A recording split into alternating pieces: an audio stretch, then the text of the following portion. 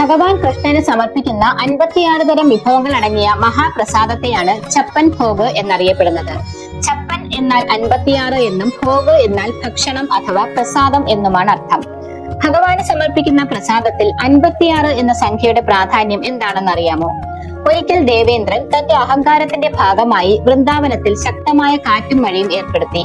ശക്തമായ മഴയിൽ നിന്നും ഗ്രാമവാസികളെ രക്ഷിക്കുന്നതിനായി കൃഷ്ണൻ ഗോവർദ്ധന പർവ്വതത്തെ സ്വന്തം ചെറുവിരലിൽ ഉയർത്തി ഗ്രാമവാസികൾക്ക് അതിനടിയിൽ അഭയം നൽകി. 7 ദിവസം ഭഗവാൻ പർവ്വതം ഉയർത്തി നിന്നു.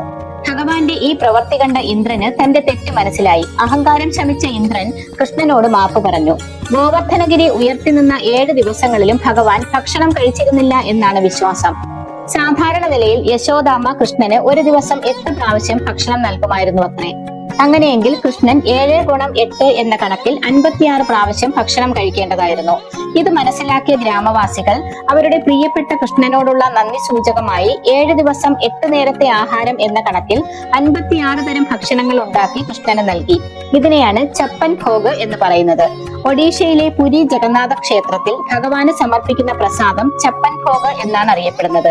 കൃഷ്ണ ജന്മാഷ്ടമി ദിവസം പ്രധാനമായും 56 തരം വിഭവങ്ങൾ അടങ്ങിയ ഛപ്പൻ ഭോഗ് എന്ന മഹാപ്രസാദം ഭഗവാന് സമർപ്പിക്കാറുണ്ട്. പലവിധ രുചികളുടെ ഒരു കലവറയായ ഛപ്പൻ ഭോഗ് ഭഗവാനോടുള്ള ഭക്തരുടെ അളവറ്റ ഭക്തിയുടെയും സ്നേഹത്തിന്റെയും പ്രതീകം കൂടിയാണ്.